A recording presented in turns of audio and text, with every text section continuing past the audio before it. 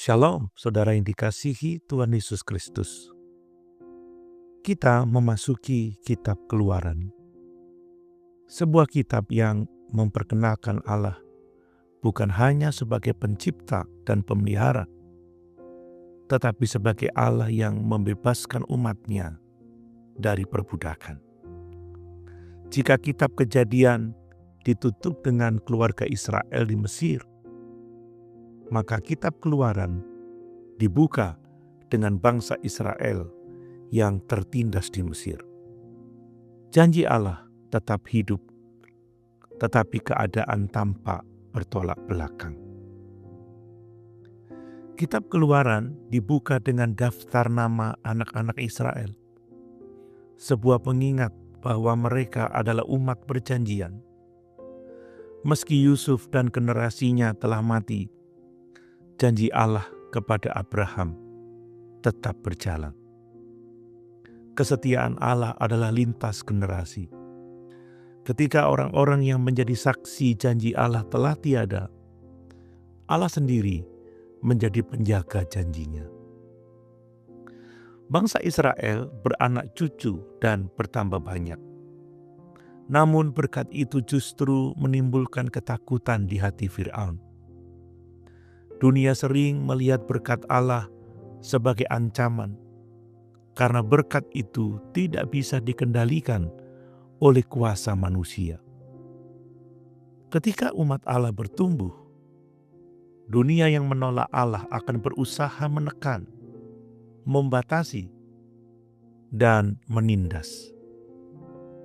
Fir'aun menindas Israel dengan kerja paksa, penderitaan, dan ketidakadilan. Namun Alkitab mencatat paradoks ilahi. Makin ditindas, makin bertambah banyak mereka. Ini adalah hukum kerajaan Allah. Penindasan tidak mematikan umat Allah, justru memurnikan dan memperkuat mereka. Allah tidak selalu langsung mengangkat penderitaan, tetapi Ia tidak pernah membiarkannya sia-sia. Dalam pasal ini Allah tampak diam. Tidak ada mujizat, tidak ada firman Allah secara langsung, tidak ada pemimpin yang bangkit. Namun keheningan Allah bukan ketidakhadirannya. Ia sedang mempersiapkan panggung pembebasan. Seringkali sebelum Allah bertindak secara besar, Ia membiarkan ketidakadilan mencapai puncaknya agar pembebasannya dinyatakan dengan jelas sebagai karyanya, bukan pekerjaan manusia. Kitab Keluaran mengajarkan bahwa Allah tidak menciptakan umatnya untuk diperbudak.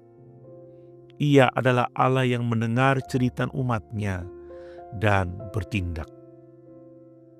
Perbudakan di Mesir bukan akhir cerita, melainkan latar belakang bagi penyataan kuasa Allah yang membebaskan.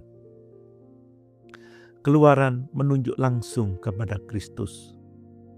Israel tertindas di Mesir, manusia tertindas oleh dosa.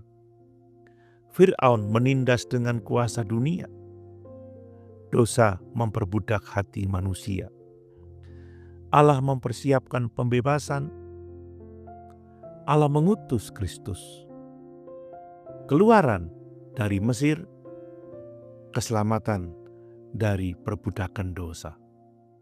Yesus Kristus adalah keluaran sejati.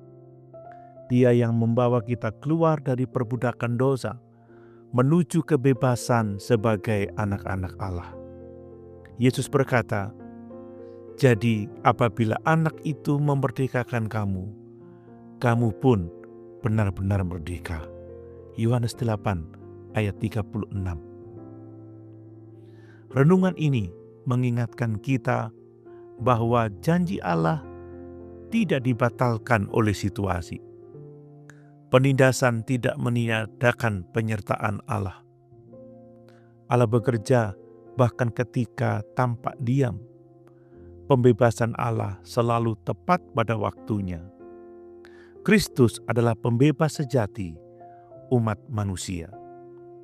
Jika hari ini saudara secara pribadi merasa hidup di Mesir, tertekan, terbelenggu, dan tidak berdaya, ingatlah Allah yang sama masih bekerja membebaskan.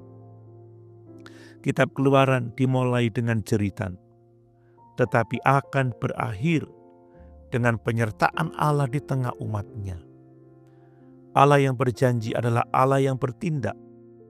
Ia bukan hanya Allah masa lalu.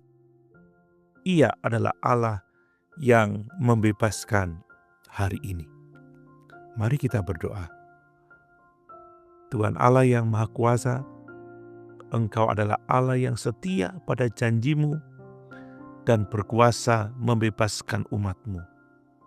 Ketika kami hidup di bawah tekanan dan pergumulan, ingatkan kami bahwa Engkau tidak pernah meninggalkan kami. Bebaskan kami dari belenggu dosa, ketakutan, dan keputusasaan. Dan pimpin kami berjalan dalam kebebasan di dalam Kristus. Dalam nama Yesus, pembebas sejati, kami berdoa.